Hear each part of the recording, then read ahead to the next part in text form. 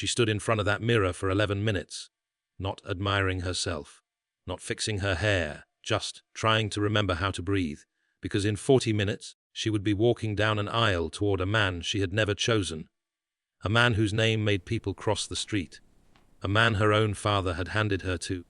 And the worst part, she went willingly. My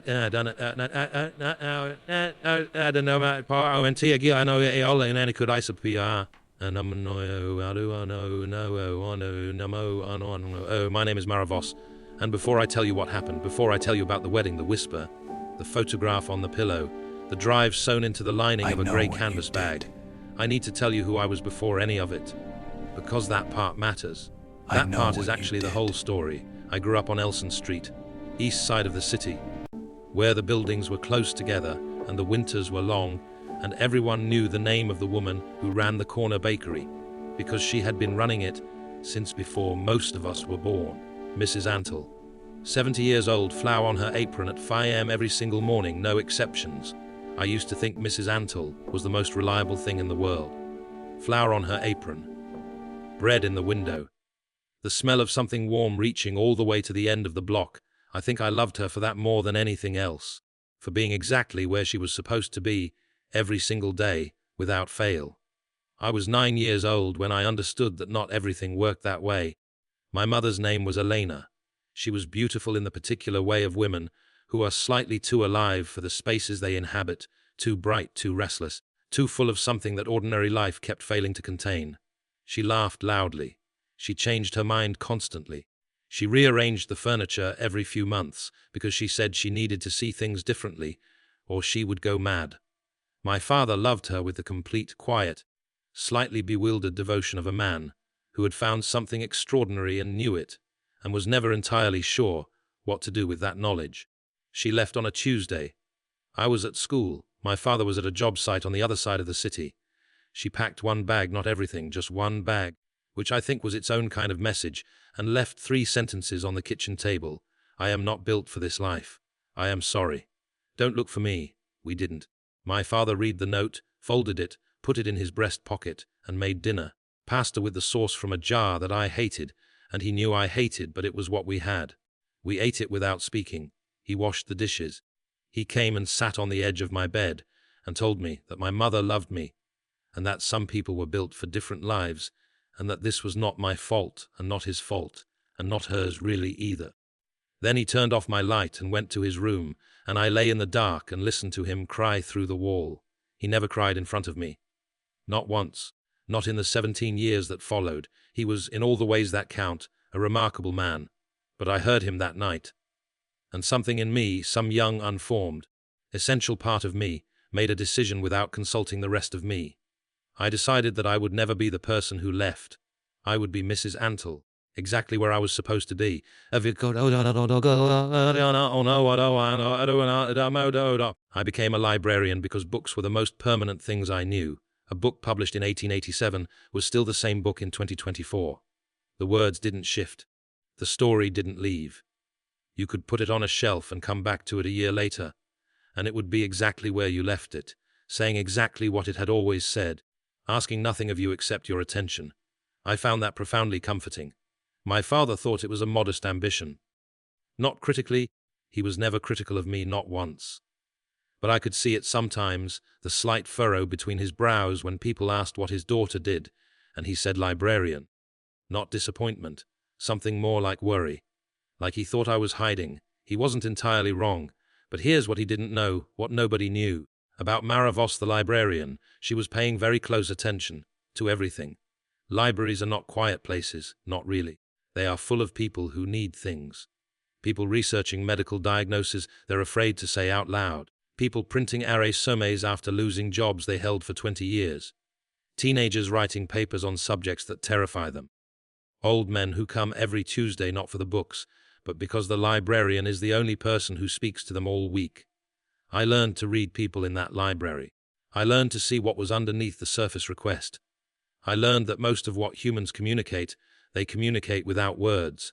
That skill, years later, would save my life, but I'm getting ahead of myself. My father's business was called Voss Construction, small firm, 6 employees at its peak, specializing in residential renovation.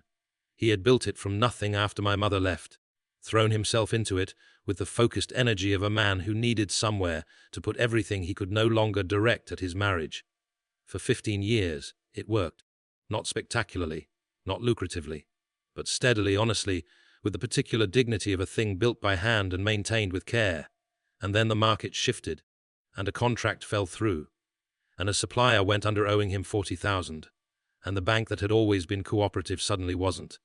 And my father, who had never in his life borrowed from anyone who wasn't a bank, found himself at a dinner table with a man named Sorrel. He told me about it years later. He said he had been introduced through a business contact. He said Victor had seemed reasonable, professional. The interest rate was high but not obscene. The terms were clear.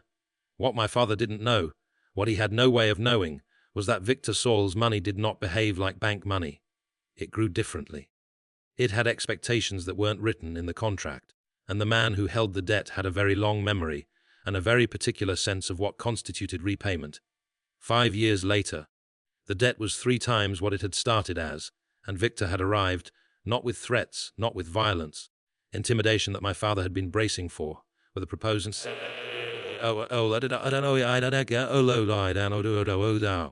My father came home that night and sat in the dark in the kitchen for 6 hours.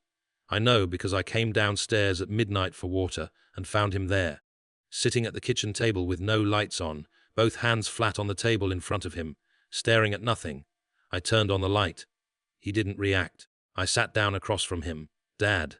He looked up, and the expression on his face, I had seen my father tired, I had seen him worried. I had seen him in physical pain from years of work that had been hard on his body. But I had never seen this. This was a man who had run out of road. "Tell me," I said. He told me. I listened to all of it, the debt, the meeting, the proposal, the 4 words. "He wants you, Mara." When he finished, the kitchen clock said 1:47 a.m. Outside, the street was completely still. That deep, suspended quiet that cities only find in the hours before dawn. I sat with everything he had told me. I want to describe what that felt like, what it actually felt like in my body, in that moment, because I think people hear this story and they imagine something cinematic, a wave of horror, a sharp, dramatic intake of breath. It wasn't like that. It was more like the sensation of a floor disappearing. Not falling, there was no rush of air, no impact. Just the quiet removal of something you had been standing on without realizing it was there. The assumption that my life was mine to direct. Gone. The assumption that the small, careful world I had constructed, the library, the routines, the deliberate permanence of it all, was solid. Gone. Just gone. And underneath it, not panic, not rage, a strange, terrible clarity. I looked at my father's hands on the table, those big, calloused, capable hands, shaking so slightly you would miss it if you weren't paying attention. I was paying attention. I looked at his face, at what 17 years of raising me alone, and 30 years of honest work, and 5 years of a debt that kept growing had done to it. And I asked him one question. "Is he going to hurt you if I say no?"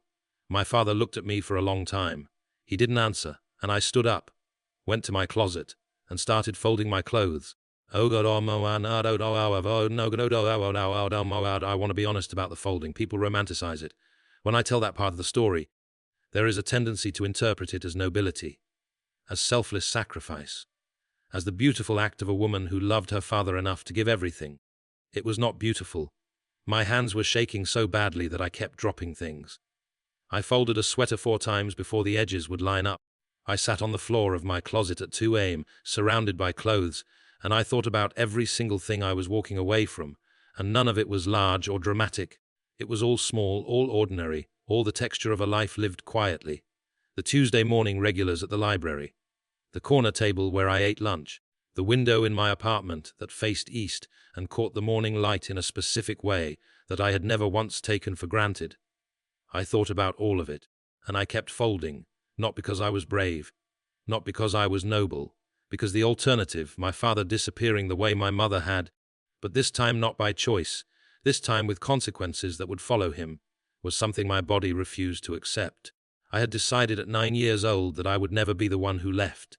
I had not anticipated being the one who was taken.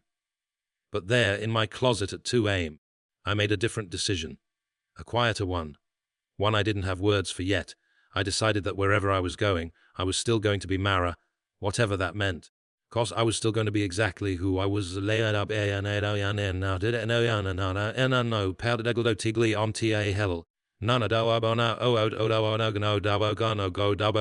car came on Thursday morning at 9, black, large tinted windows. A driver who introduced himself as Paul shook my hand with professional courtesy and carried my 2 bags to the trunk without being asked. My father stood at the door. I had hugged him before Paul arrived, a long hug, the kind we hadn't exchanged since I was a child, and now he stood in the doorway looking smaller than I had ever seen him look. Mara? Don't, I said, not harshly. Don't apologize again, it doesn't help either of us? He nodded. His jaw was working. I'll call, I said. Every day? He asked, and he sounded, in that moment, exactly like the man who had sat on the edge of my bed when I was 9 and told me that some people were built for different lives. Every day, I said. I got in the car. I did not look back.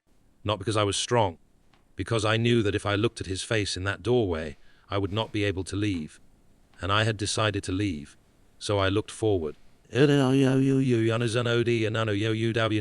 drive took 40 minutes. Paul did not attempt conversation, which I was grateful for. I watched the city give way to suburbs, give way to the particular landscape of the city's edge.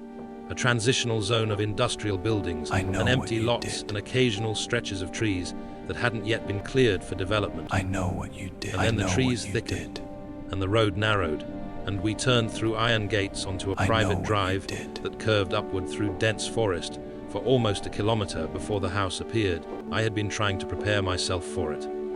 I had constructed, during the drive, various mental images of what Viktor Sorel's house might look like. I had expected something that communicated power overtly, glass and steel, something modern and cold and designed to intimidate. What I found was something else entirely: stone. Old stone, the color of winter clouds with the settled, patient look of a building that had been standing for a very long time and expected to keep standing long after everyone currently living had finished their business.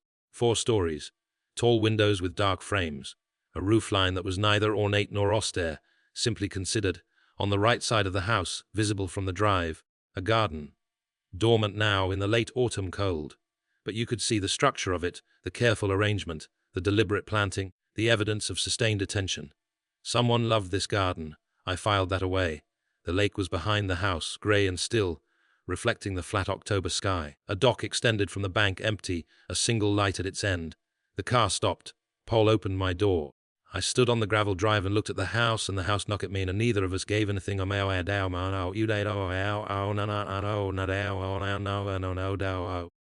Elsa was waiting at the door, 50-something, silver hair pulled back, a face that had clearly once been pretty and was now something better, interesting, lived in, precise.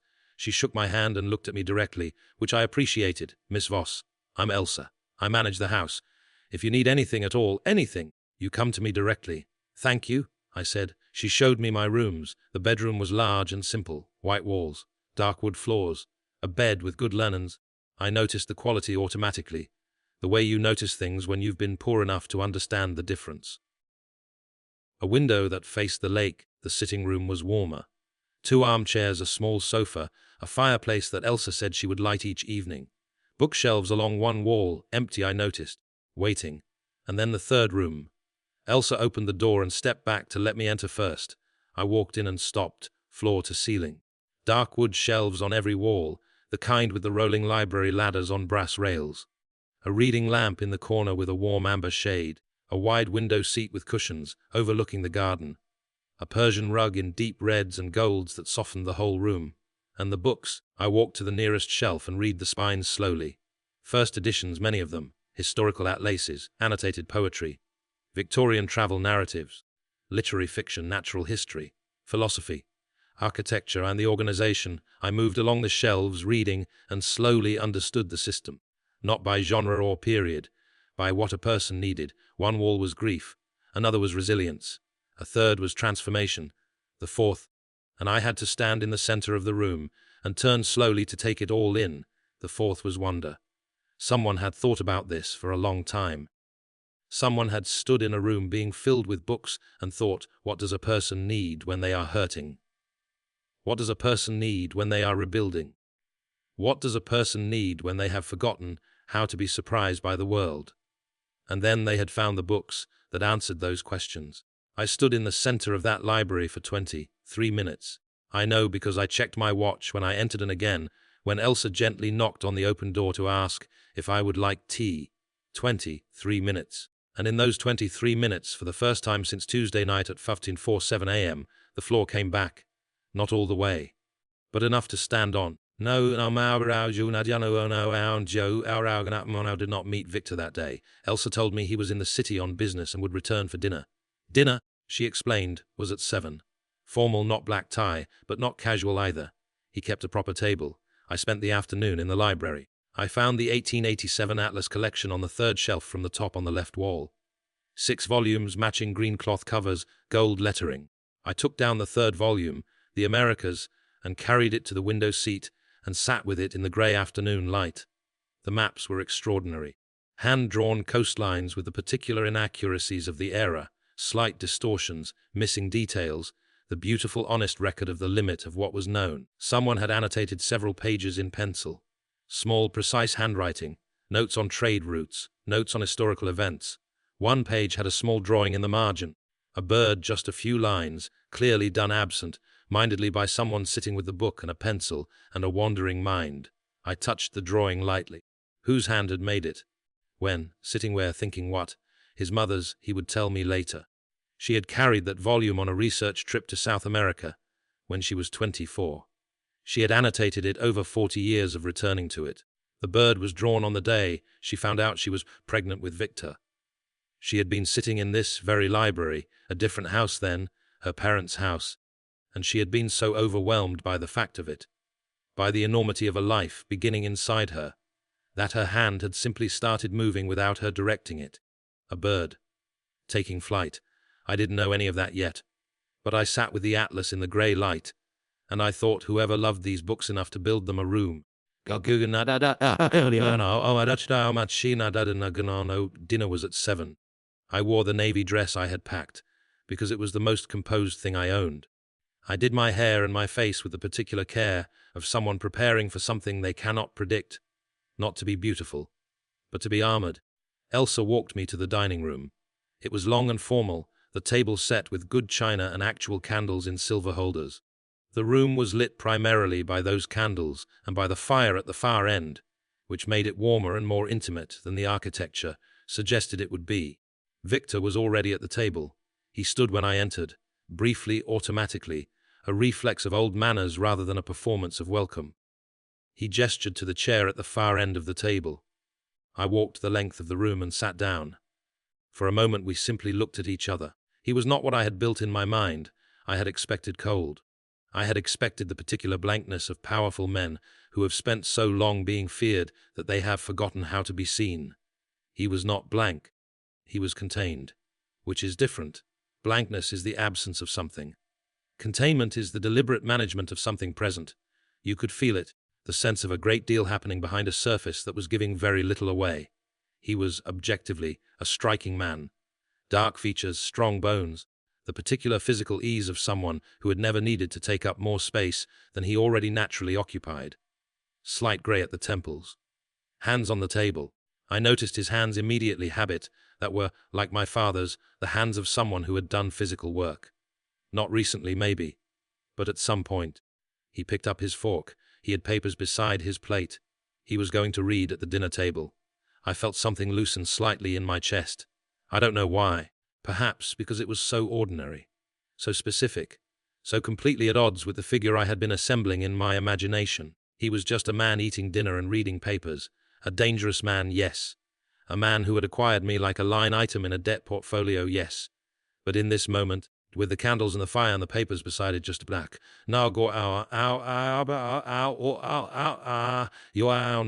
We ate in silence for several minutes. The food was excellent. I noticed that too. Someone in this house cooked with real skill, not restaurant skill, not the performative precision of someone trying to impress, but the deep, instinctive skill of someone who understood that food was a form of care. The house has a gym, a pool, and a garden, Victor said, without looking up from his papers. You're free to use all of them. If there's anything you need that isn't provided, tell Elsa. Thank you, I said. Silence. I ate, he read. The library. I said after a few minutes. He looked up. Did you curate it yourself? A pause. Yes. The organization system is unusual. He set down his fork, looked at me with those careful eyes. Most organization systems prioritize the author's identity over the reader's need, he said. I find that counterproductive. What reader were you anticipating? I asked. Something shifted in his expression, not much, but enough to catch. Someone who had recently had their life significantly disrupted, he said. I held his gaze. That's quite specific. I prefer specificity to approximation, he said. He picked up his fork again. I thought about that answer for the rest of the meal. Friday dinner was quieter. He had more papers. I had found a book in the grief section. A collection of essays about loss that was so precisely, devastatingly honest that I had read half of it in the afternoon, and arrived at dinner slightly undone by it. I must have shown something on my face, because midway through the meal he said, without looking up, the grey book with the torn spine on the third shelf of the grief section. Yes, I stared at him. How did you know? You have the expression of someone who has been reading something true, he said. I didn't know what to say to that. It was my mother's as well, he said. She read it 3 times. Once when her father died, once when her marriage ended, once at the end. He said the last part without particular inflection. But I heard what was underneath it. I'm sorry, I said. About your mother? He nodded once, returned to his papers. But I noticed, and I think he knew I noticed, that he didn't read anything on that page for the next several minutes.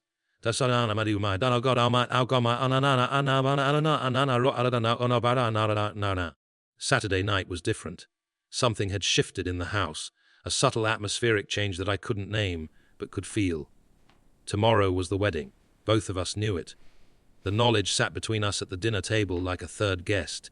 He was less focused on his papers. I was less focused on my food. At one point I looked up and found him watching me, not predatorily, not coldly. With that careful attention I was beginning to recognize as simply the way he processed things. He looked at everything the way other people read difficult texts. What you did. Slowly, thoroughly, looking for the thing underneath the thing. I held his gaze. I know. Neither of us looked away for a moment. Then Elsa came in to clear plates and the moment dissolved. As I stood to leave, pushing back my chair, reaching for the cardigan I'd brought down, he spoke. The Atlas's third shelf from the top on the left wall, the 1887 collection. Did you find them? I stopped. Yes. This afternoon, the Americas volume. You found the bird. It wasn't a question. Yes, I said. In the margin, South America section. He was quiet for a moment. They were my mother's, he said. She took the Americas volume to Sao Paulo when she was 24. She was researching colonial trade routes. She made that drawing the day she found out she was pregnant. I stood very still. With you? I asked. With me? He said. A long silence. She sounds like someone worth knowing, I said. He looked at me for a moment with an expression I couldn't fully read. She was, he said. She would have agreed with your assessment of the organization system, incidentally. She always said libraries should be organized by what you need, not what you know. She sounds like a librarian, I said. Something moved across his face, almost a smile, not quite. She was a historian, he said. But the distinction, she always said, was minimal. I went to bed that night and did not sleep for a long time. Not from fear. The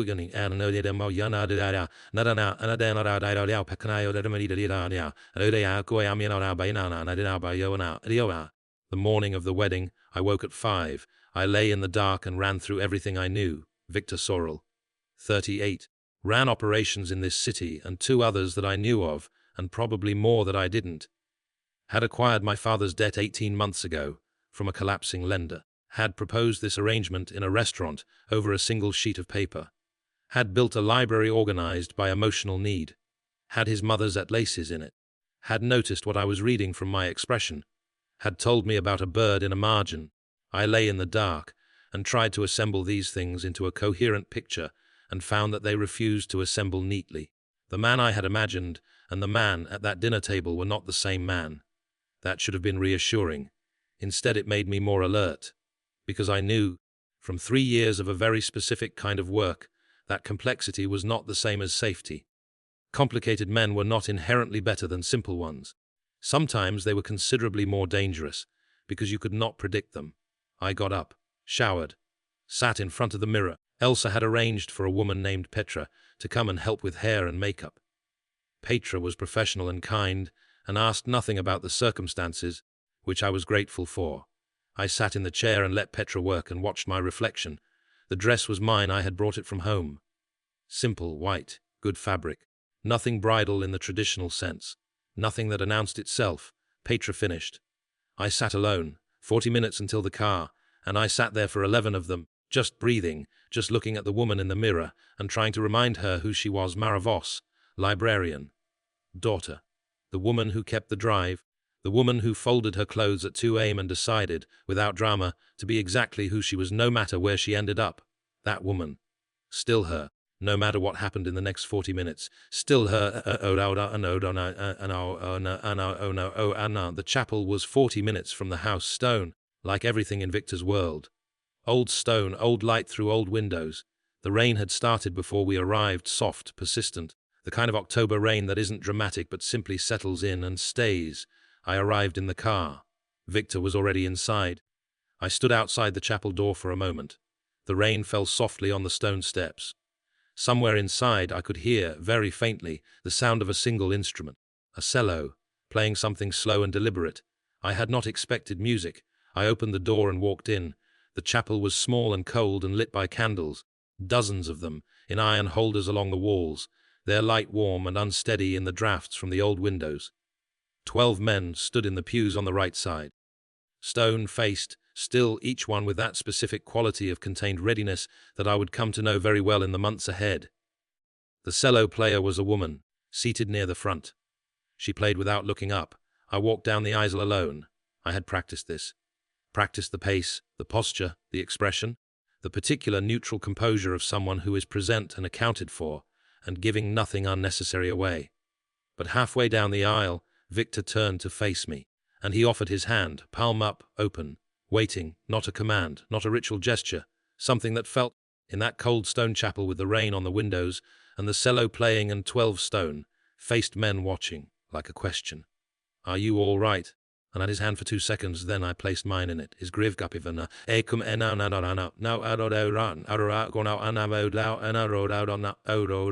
The officiant was a small, precise man named Brennan who conducted the ceremony with the efficient professionalism of someone who understood that this was not a celebration but a transaction, and treated it accordingly, which I found oddly more respectful than false warmth would have been. Viktor's hand in mine throughout. Warm, still, gentle. The words of the ceremony moved past me like water. I was present but slightly outside myself, observing, processing, filing. And then, just before Brennan reached the final declaration, Viktor leaned toward me, his mouth close to my ear. His voice barely above breath. 4 words. I know who you are. And Brennan said the final words, and it was done. I did not react. I know people always ask how I kept my face neutral in that moment. How I didn't flinch or pull away or demand an explanation in the middle of a chapel with 12 armed men watching. The honest answer is that 3 years of work in dangerous spaces had taught me one thing above all else: your face is a tool. Your face is something you control. You do not let your face give information to people who haven't earned it. So I kept my face neutral. And if I was 4 words in the most latent part of my mind, and if we will deal with this, the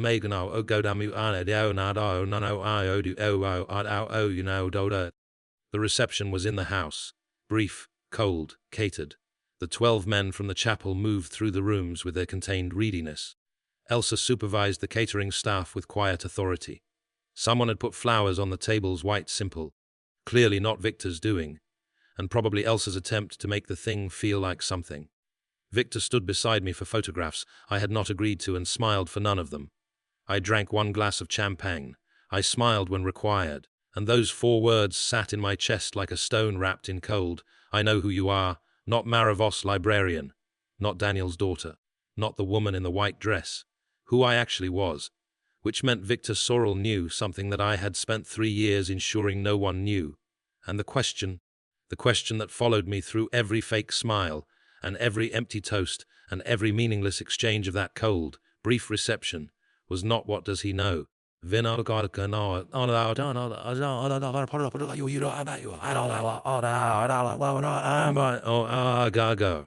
I need to tell you about Gregor Hale, not because you need to know everything, but because you need to understand what was at stake, what I had been carrying, what Victor's 4 words meant in the context of everything I had spent 3 years trying to survive. I was 23 when Claire Hensley found me. She came into the library on a Wednesday. Regular-looking woman, mid-40s, good coat, reading glasses pushed up on her head. She browsed for 20 minutes. Then she came to the desk and asked me a question that had nothing to do with books. She said, "Are you Mara Voss? Daniel Voss's daughter?" I said yes. She said, "I work for a firm that helps families find answers when official channels have failed them. I have been told that you are intelligent, discreet, and that you have a particular talent for being underestimated. I would like to talk to you about a project. It is not safe work, but it is necessary work, and you are not obligated to say yes." I said, "Tell me more." She told me about the families first. That was deliberate. I understood later that she always led with the families, because the families were the thing that made the work real. Not abstract, not theoretical, real. There were 11 families she told me about that first day. 11 sets of parents whose children had entered a system of exploitation and disappeared into it so thoroughly that even the parents who had fought hardest, screamed loudest, spent the most money on lawyers and investigators and official complaints, even they had hit walls. The same walls every time, because the same man was bin and over no yud and amanodo and anagido yovi and agamano Gregor Hale looked, on paper, like a success story. Self-made property developer. Buildings in 7 cities. Foundations attached to his name that funded arts programs and youth initiatives and medical research. Photographs at charity galas with people whose names you would recognize. But underneath the surface, underneath the legitimate empire and the philanthropic veneer and the careful, expensive construction of a public identity, was something that I do not have adequate words for. I will say only this: he had been doing it for 15 years. He had been protected for 15 years, and the protection had not been accidental or informal. It had been deliberate, structured, maintained by a network of people in positions of power who had their own reasons for ensuring that Gregor Hale never faced consequences. Claire's firm had been building a case for 4 years. They needed someone inside, someone young, educated, female, the specific demographic that Gregor used as interior decoration at his events, confident they would be overlooked, underestimated, treated as furniture. Someone he would never suspect of being anything other than what she appeared to be. A librarian, Claire said, would be perfect. I asked her why me, specifically. She said, "Because you have been watching people your whole life, and you have never once let them know it." She was right. And she had done her research. I said yes. I will not walk you through all 8 months, but I will tell you some of it. I went in as a contract cataloger, someone hired to organize and digitize the private library of a wealthy collector. Gregor had 2 private libraries. The legitimate one, full of first editions and art books, and the kind of collection that said I am a man of culture, without saying anything true. And the other one, the one I was not supposed to find. The one that took me 4 months to locate and 3 more to document. I attended 17 events as a background figure. I learned to be invisible in rooms full of people who were looking for the conspicuous. I learned to move slowly, to smile at the right moments, to be present without registering. I gathered what Claire needed. Financial records, access through a terminal I should not have been able to access but did, because 3 months of careful groundwork had gotten me the key. Documentation of transactions that did not appear in any legitimate ledger. Names, dates, amounts, and the other things, the harder things. The things that belonged to the families. I documented everything. And then, 6 weeks before we were supposed to deliver, the disappearance was not the terrifying part. The terrifying part was what happened afterward. Within 48 hours of Gregor's disappearance, I received the first message. Not through any official channel. Delivered by hand. A note slipped under the door of the temporary apartment Claire had set me up in. The note said, "You have something that doesn't belong to you. Return it and walk away." I called Claire. She didn't answer. I called her personal line. Her office line. The emergency contact she had given me at the beginning of the assignment. Nothing. 3 days later, I found out through a contact that Claire's firm had dissolved. Not closed, dissolved. As in the offices were empty, the phones disconnected, the legal registration cancelled, the principals scattered. 2 weeks after that, I received the phone call. The voice was male, precise, completely without effect. He told me that the investigation was concluded, that the evidence I had gathered was now a liability to myself and to others, and that the most sensible course of action was to go home and resume my life and forget that the last 8 months had existed. I asked about the families. Dane Paul's to go home, the voice said. And be grateful you still can. I don't know. I went home. I got my old library job back. The head librarian, Mrs. Osei, asked no questions. She was the kind of woman who understood that sometimes people needed to come back to something steady without being required to explain why they had left. I rearranged my apartment, bought a small plant, started cooking properly again, actual meals, actual effort.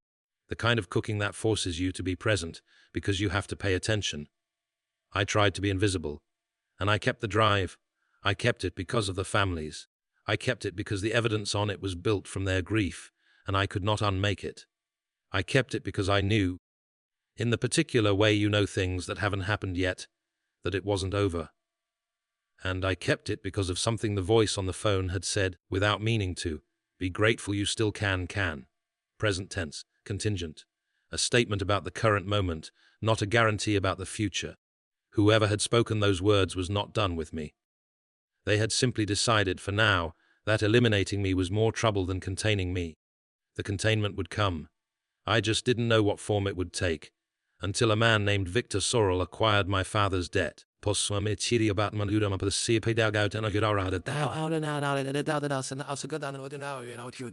weeks after the wedding. I found the envelope on my pillow, white, unmarked. The kind of envelope you could buy at any stationer's anywhere in the world, inside a single photograph, printed on standard paper, not photographic stock, deliberately undramatic, deliberately ordinary, like a document rather than a threat. Me 3 years ago. Standing outside a building on Harran Street in a city I had never told anyone I had visited. I was wearing the grey coat I had bought specifically for that assignment. Nondescript, forgettable, chosen precisely because it would not be remembered. I was carrying the canvas bag. The building behind me was one of Gregor Hale's properties. I had been inside it for 6 hours that day. What I had brought out of it, in that canvas bag, had taken me 3 months to access and 45 minutes to copy. Below the photograph, 4 words, handwritten in precise, small letters. We need to talk. I sat on the edge of the bed for a long time. I examined what I was feeling, trying to name it. Fear, yes, but fear was so constant at this point that it had become almost textural, like background noise. Underneath the fear, something sharper, something closer to anger. I had been placed here. I understood that now. Someone had moved me here deliberately, like a piece on a board, and they had done it using my father's helplessness as the mechanism. And now, from inside the place I had been moved to, someone was communicating with me. Viktor. I picked up the door, knocked on the door, and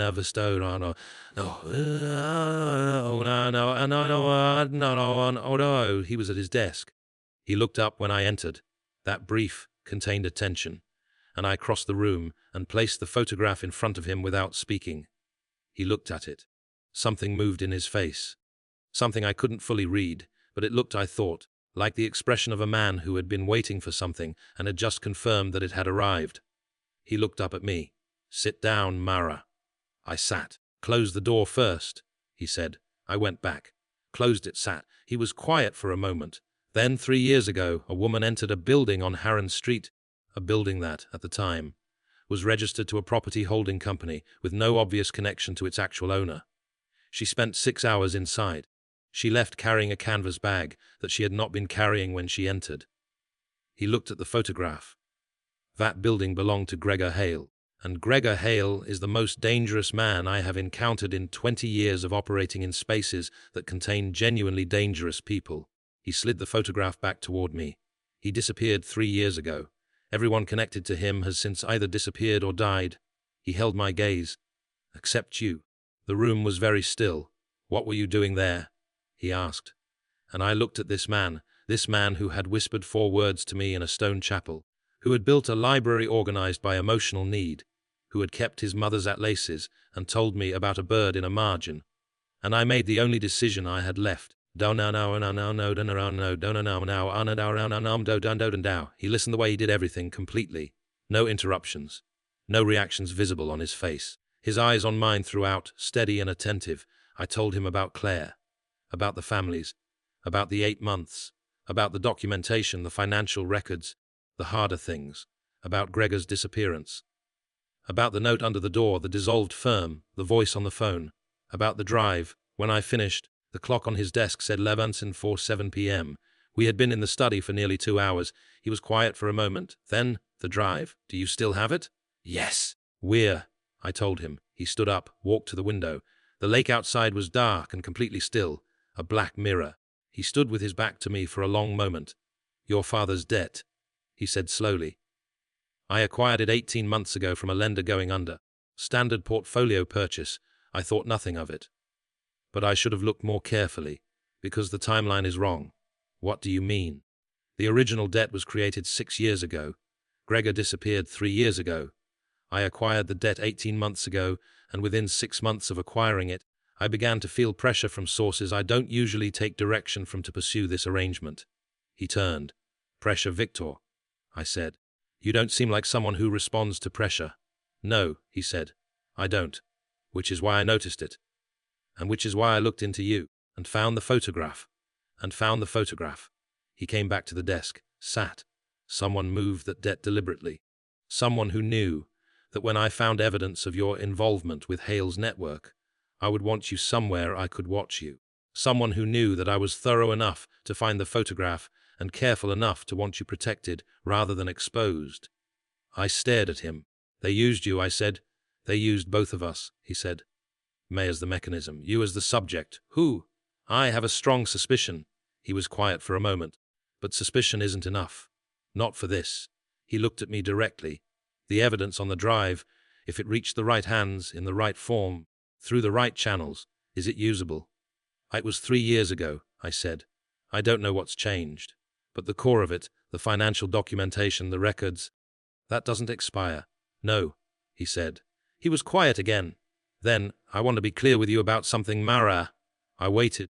I entered this arrangement believing I understood what it was, he said. A transaction. A solution to a logistical problem. I did not anticipate. He stopped, looked for words with the slight impatience of someone unused to needing them. I did not anticipate the actual situation. The actual situation being that you were being managed. I said, yes, and that the woman I had, another pause, acquired, was not what I had been led to expect. What had you been led to expect? He looked at me. Someone passive, he said. Someone who needed protection and would be grateful for containment. I held his gaze. And instead, he said, I have a partner who has been carrying evidence of the most serious criminal operation I have encountered in 2 decades, sewn into the lining of a bag for 3 years. I almost smiled.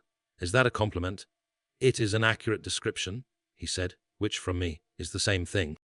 We began the next night. Viktor cleared one end of the long study table, and we worked from 9 until 2 in the morning. He had resources I had never imagined. Not just financial intelligence. People in every layer of the city, in official and unofficial positions, who owed him information the way others owed money. I had the drive, and 3 years of memory that I had spent 3 years trying not to access. I accessed all of it. We built a map. Not a physical one, a relational map. Who was connected to whom? Who had benefited from Gregor's protection? Who had the reach to dissolve Claire's firm overnight and make 11 families' cases disappear from official attention? The name we kept returning to, the name that appeared, indirectly but consistently, at every intersection of the map, was Raymond Callis, Deputy Minister. The kind of title that sounds bureaucratic and is actually powerful. The kind of position that never appears in news stories but shapes every decision that does. Viktor had dealt with him before. Not directly, indirectly through intermediaries. He said Callis was the most careful man he had ever encountered in terms of maintaining distance from his own actions. He never touched anything himself. He used layers, people who used people who used people. By the time any consequence reached him, it had passed through so many intermediaries that it was unrecognizable. He's been doing this for 11 years, Viktor said one night, leaning over the map we had built. Protecting Hale for 11 years. That's not opportunism. That's infrastructure. Why, I asked. What does he get? Viktor looked at me. Money, yes. But more than money, access. Hale's network wasn't just about what it was explicitly about. It was a system for gathering information, for documentation of things powerful people would prefer not documented. Callis didn't just protect Hale for money. He protected him because Hale protected him, I said. The oldest arrangement in the world. No. 6 weeks in, Darius was hurt. I had seen Darius every day since arriving. He was one of Victor's most trusted people, a quiet man in his 30s who had the particular quality of moving through spaces without disturbing them. He had, in his understated way, been kind to me from the beginning. Small kindnesses, a book left outside my door that he thought I might like, a cup of tea that appeared on my desk in the study without my having asked for it. He had been following a lead on Callis, tracking a meeting between a Callis intermediary and a man we believed was maintaining Gregor's current location. He came back at 2 a.m., 2 broken ribs. A message delivered through an intermediary. Stop. The next message will not be delivered by someone who can still walk. Victor came to the library to find me. It was late. I had been in there unable to sleep, sitting with one of the atlases without really seeing it. He sat in the armchair across from mine. "We can stop," he said. "I want you to know that. We can stop and I will find other ways to protect you and your father, and it will not be your fault." "Can you think of a version of stopping where the families get justice?" I asked. He held my gaze. "No." "Then we don't stop." "Mara," his voice was different, lower. "Darius has 2 broken ribs. The people doing this will not." "Victor." I leaned forward. "I kept that drive for 3 years. I carried it every day. I told myself it wasn't over because it wasn't over. I did not do that so we could stop 6 weeks before the finish line because someone hurt Darius." He was quiet. "How is he?" I asked. "Stable. Angry." "Tell him I'm sorry. He'll tell you himself. He's already asking when he can come back." Something moved in my chest. "He's a good man." "Yes," Victor said simply. We sat in silence for a moment. "I owe him more than broken ribs," Victor said quietly. "I owe all of them more than what this has cost." "Then let's finish it," I said. "So that what it cost means something." He looked at me for a long time. "You are not what I expected," he said again. "You've said that before." "I keep meaning it differently," he said. I looked at him. The firelight, the library around us. His careful eyes in the warm light, not careful at all in that moment. "How do you mean it this time?" I asked. He was quiet for a moment. "I mean," he said slowly, "that I have spent 20 years in rooms with people who perform strength, who wear it like a costume, who need you to see it or it stops existing." He looked at me directly, and I have never, in 20 years, met someone whose strength was so entirely internal that they didn't seem to know it was there. I didn't say anything. "You folded your clothes," he said, "at 2 a.m., not because you gave up, because you decided. There is a difference that most people never learn, and you understood it instinctively." The fire crackled. "My mother was like that," he said, the same way quietly. Tell me about her. I said, he did.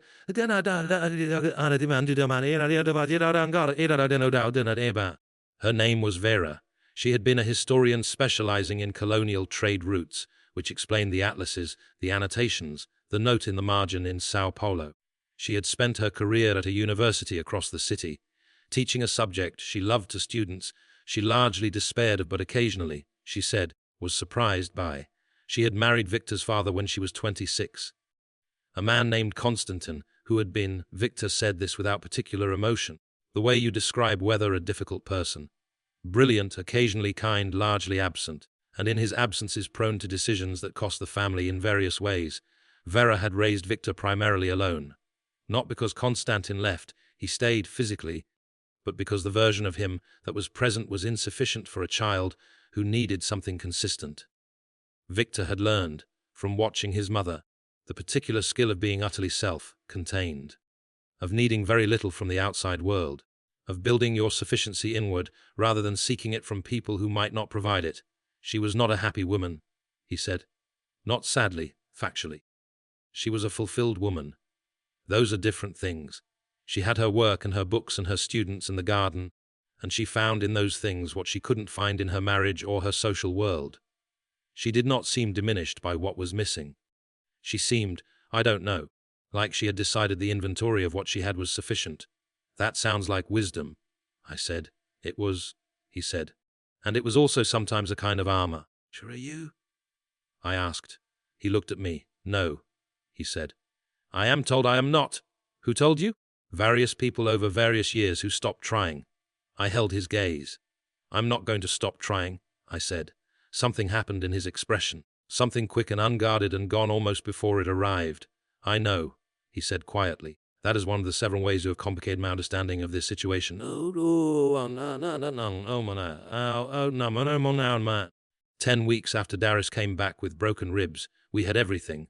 The financial documentation from the drive, referenced against 3 years of Viktor's intelligence gathering, mapped against the relational network we had built over 4 months of work at the long table in the study. Assembled. It was not just usable. It was overwhelming. Raymond Callis had protected Gregor Hale for 11 years. He had facilitated the disappearance of evidence in 6 separate official investigations. He had used his position to redirect law enforcement attention, to discredit witnesses, to ensure that every family who fought through official channels found only closed doors. He had also been the architect of my placement here. The evidence for that last part was the most elegant piece of the whole construction, a chain of financial transactions, buried under 4 layers of intermediaries. That connected Callis to the acquisition of my father's debt. He had engineered the whole thing. Identified Viktor as someone who would both investigate me thoroughly and want me protected rather than exposed, and then moved the debt into Viktor's portfolio, knowing exactly what would follow. He had, in his own careful way, told me everything when he moved those pieces, because only someone who knew what I had and how dangerous it was would go to such extraordinary lengths to contain rather than eliminate me, and he had been afraid of it for 3 years. Viktor had contacts in investigative journalism at 3 different outlets. Not people he owned, people who had earned his trust, and he theirs over years of careful, mutual discretion. He reached out to all 3. We met with 2 of them in person.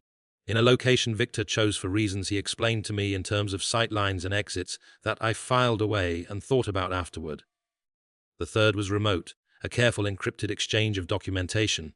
We gave them everything, not just the drive, not just Viktor's intelligence, the map, the financial chain, the connection to Callis, the evidence of the containment operation, the names of the 11 families whose cases had been closed by walls that Callis had built. All of it. The journalists, to their considerable credit, took 3 weeks to verify what we had given them before publishing a word. 3 weeks of their own investigation, their own source, checking, their own legal review. 3 weeks during which Viktor and I continued to meet every night at the long table in the study and wait. Those 3 weeks were, in some ways, the most suspended of my life. The work was done. The drive was given. There was nothing left to do but wait for the world to catch up to what we had built. Viktor and I ate dinner together every night. Not at opposite ends of the long formal table that had stopped somewhere around week 3 of the investigation, when we had begun carrying our plates to the study and eating while we worked. Now we sat across from each other at the smaller table in the kitchen, which neither of us had planned and neither of us acknowledged. We talked. About the case, yes, but also about other things. About his mother and mine. About libraries and the specific kind of loneliness that comes from being surrounded by people who don't read. About his years in the grey spaces of the city and what they had cost him. About my 8 months and what they had cost me. About the families. He asked me once, late on a Tuesday night with the kitchen quiet around us, how I had kept going during those 8 months. When it was hard, when I had been afraid, when the thing I was documenting had made me sick with the weight of it, how I had kept going. I thought about it for a moment. I thought about Mrs. Antal. I said. He looked at me. The baker. I had told him about Mrs. Antal weeks earlier. He remembered everything. I thought about Mrs. Antal, I said. Flour on her apron at 5 a.m. every single day, not because the world deserved it, not because it was easy, but because it was what she did, because she had decided that was who she was. I looked at him. I decided I was the person who didn't stop, I said. So I didn't stop. He was quiet for a long time. My mother had a version of that, he said. When she was dying, it took a long time, it was difficult. She kept going to her office. Her colleagues told her to rest. She told them that rest was for people who had finished. Did she finish? I asked. Yes, he said. The week before she died, she submitted the final manuscript of her last book. The one about the trade routes in the 1887 atlases. I know what He paused. you did. I found out later she had been in significant pain for the last 6 weeks of writing it. She I hadn't know told what you anyone. did. Why not? Because, he said, she was the person who didn't stop. We looked at each other across the small kitchen table. She would have liked you, I said. You told me that before, he said. The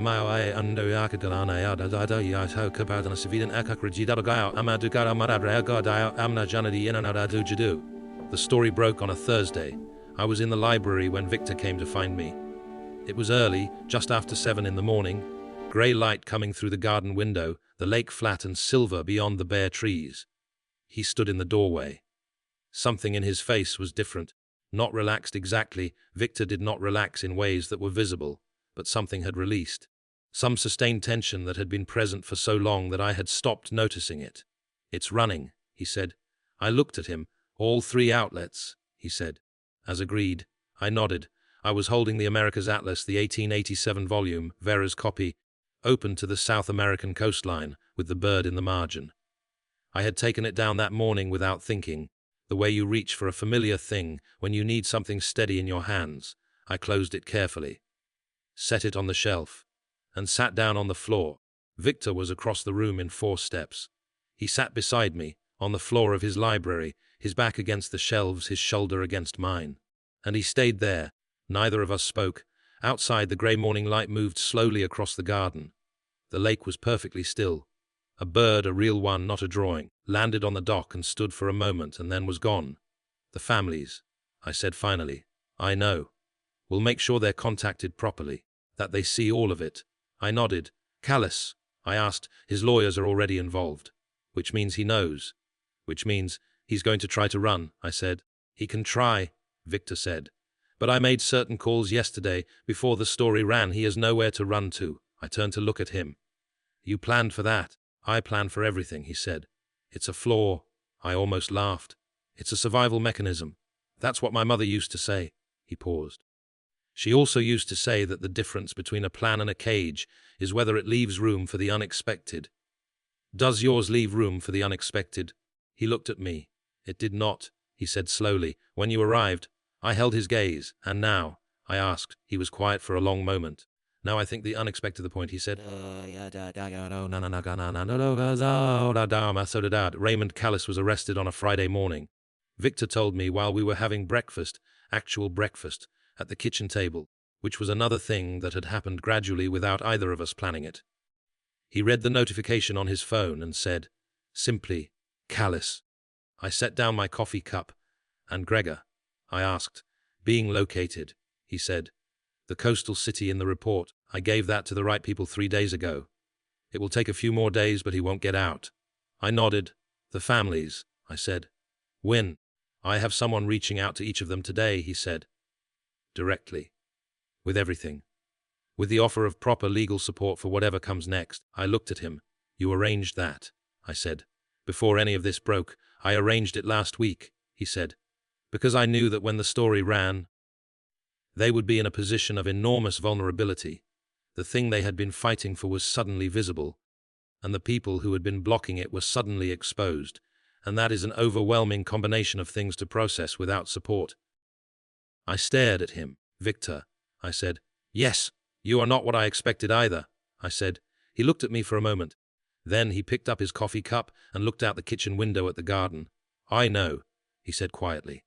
That is, I think, the most useful thing that has happened to me in a very long time. Gregor Hale was found and arrested on a Monday. A coastal city. A different name. A life constructed with the careful industry of someone who had spent 11 years planning for exactly this contingency. It didn't matter. The evidence was too complete. The documentation too thorough. The chain from him to Callis to the network of protection too clearly established to be argued away, or buried, or delayed indefinitely. He was arrested at 7 a.m. on a Monday in a house he had been living in for 3 years, 4 blocks from the ocean, in a neighborhood where the neighbors knew him as a quiet man named Paul who liked to fish. I was in the garden when Victor told me. It was the first real day of spring. The garden, which had been dormant and bare since I arrived, was beginning to show the first green. Small things pushing up through the dark soil. the particular, almost aggressive optimism of plants. Victor came out through the French doors and crossed the garden and stood beside me. "Hail," he said. I looked at him.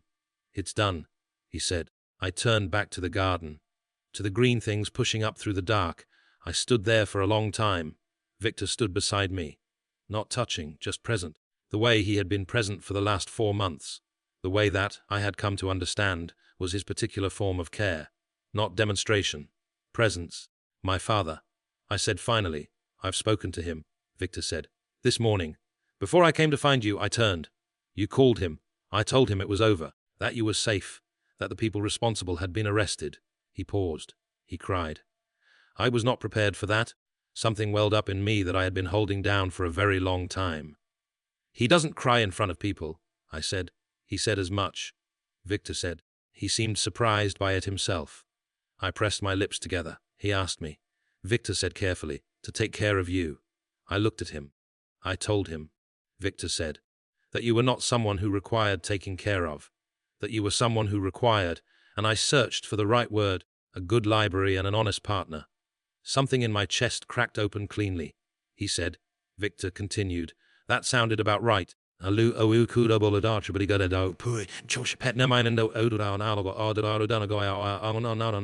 evening I found Victor in the library.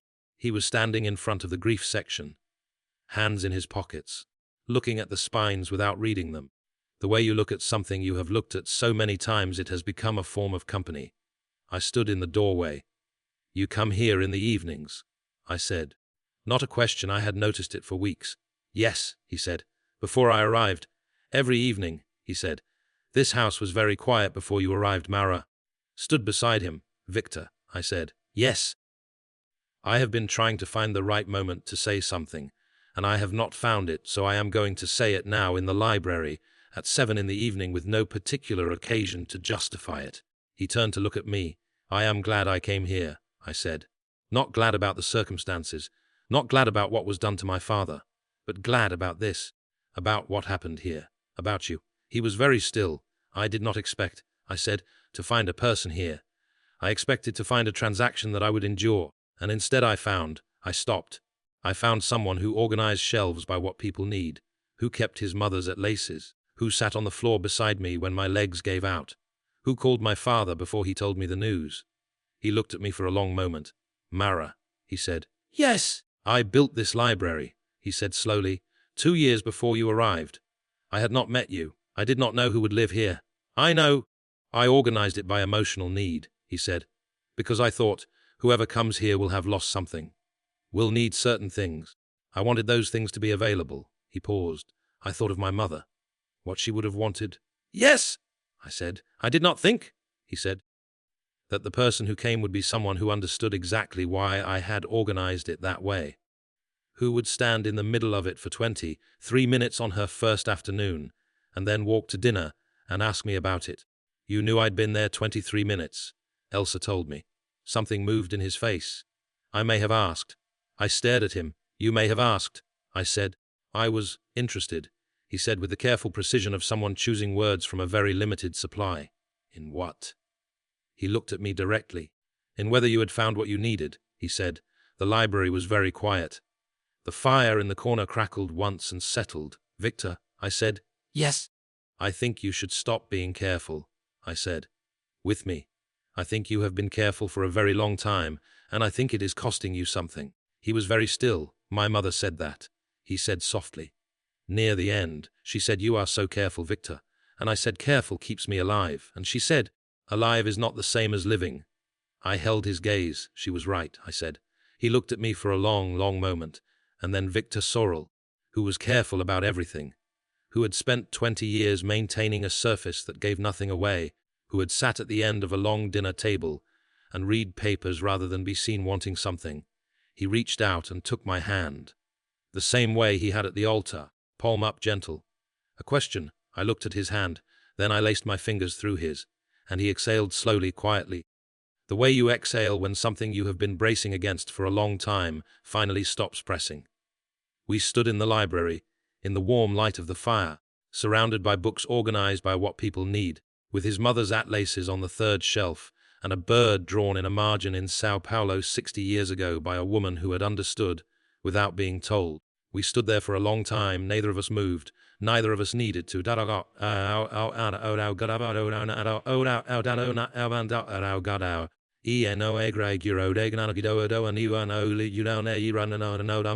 People always want to know what happened next. The simple answer, things got better slowly, in the way that things built carefully rather than dramatically tend to get better. Callis was convicted 18 months after his arrest. 3 other officials connected to his network resigned or were removed within the first 6 months. The cases connected to Gregor Hale's operation were reopened in 4 jurisdictions. Gregor himself, I will tell you only that the legal process was long and the evidence was thorough, and at the end of it, the families I had carried in that canvas bag for 3 years received the first real acknowledgement they had been offered in over a decade. It was not enough. You did. It is never enough, but it was true, and it was official, and it had their children's names in it. I know what you did. And that a small, insufficient, necessary thing mattered. My father came to the house for the first time in the spring. He stood in the drive and looked at the stone facade and the garden and the lake beyond and said nothing for a long moment. Then he said, "It's beautiful, Mara." And I said, "I know." And he said, "Are you all right?" And I said, "Yes." And he looked at me the way fathers look when they are trying to decide whether their children are telling the truth. Then he looked past me at Victor, who had come out to the drive behind me. They looked at each other for a moment. Victor said, "Your daughter saved more people than she will ever fully understand, and she did it without anyone asking her to, and without telling anyone it was hard." My father's jaw worked. "I know," he said. "She gets it from her mother," which was the first time, the only time, I had ever heard him attribute anything about me to her. I turned away so neither of them would see my face. The library is still organized the way it was when I arrived. Grief, resilience, transformation, wonder. Victor added a 5th section sometime in the first summer. He didn't announce it. I found it one morning, a section of the east wall, cleared and restocked, labeled in his precise handwriting with a single card slipped into the shelf. The card said partnership. I stood in front of it for a long time. The books were everything I would have expected from him, and several things I wouldn't have. Works on collaboration, yes, but also books on trust, on the particular vulnerability of choosing someone, on what it means to build something with another person, that neither of you could have built alone. There was a book on ornithology. I took it down and looked at it. Small, old, well-handled. Inside the front cover a pencil drawing of a bird. Not the same bird as in the atlas, different species, different hand. But the same instinct. The same moment of a hand moving without direction, marking something that the moment insisted on being marked. I looked at the drawing for a long time. Then I put the book back on the shelf. Went to find Victor. He was in the kitchen, coffee. Papers. The morning light coming in through the east window. I sat across from him. "The ornithology book," I said. He looked up. "New. Old," he said. "My mother found it in a second shop when I was 7. She said, 'Victor, do you see this drawing?' And I said, 'Yes.' And she said, 'That is what it looks like when a moment insists on being remembered.' She said, 'Always pay attention to what your hand does when you stop directing it.'" I held his gaze. "She left it to me," he said, "along with the atlases." "I know, Victor," I said. "Yes, I think this is the best library I have ever been in." Something moved in his face. That almost smile. The one I had learned to watch for, because it only appeared when something had genuinely reached him. He said, "It always will." I said, "That's the point." He looked at me. "Yes," he said, "that is exactly the point." My name is Mara Voss. I was sold to a man whose name made people cross the street. I went willingly. I carried a secret in a canvas bag for 3 years and waited for the right moment, and did not stop until it was finished. And here is what I want to leave you with, not the lesson, because I am suspicious of lessons, but the truth as I have lived it. The moment that changed everything was not the wedding. It was not the whisper. It was not the photograph on the pillow, or the drive in the canvas bag, or the night in the study, when I told a near stranger everything and watched him listen. The moment that changed everything was at 2 a.m. on a kitchen floor, when a woman with shaking hands folded her clothes and decided, without drama and without witnesses, that wherever she was going, she was still going to be herself. That decision, That quiet, private, unwitnessed decision. That was the whole story. Everything else was just what followed. The library was waiting before I arrived. The partnership was waiting before I knew I needed it. The ending, the families, the justice, the spring garden with the green things pushing up, Victor's hand in mine in the warm light, was waiting at the end of the road. I decided, at 2 a.m., to keep walking. You will face moments like that. Maybe you already have. The floor will disappear. The walls will close. The voice on the phone will say, "Go home and be grateful." And you will have to decide, not loudly, not with an audience, not in a moment that anyone will call beautiful, what you are going to carry and how long you are going to carry it, and whether you trust yourself enough to wait for the moment when it matters. I kept the drive. Whatever your equivalent is, keep it. The moment will come. You just have to survive long enough to be there when it does. Some people enter your life as a cage. Some of them, if you are patient enough, if you are brave enough, if you keep walking at 2 a.m. when every reasonable voice tells you to stop, turn out to be the key. The end.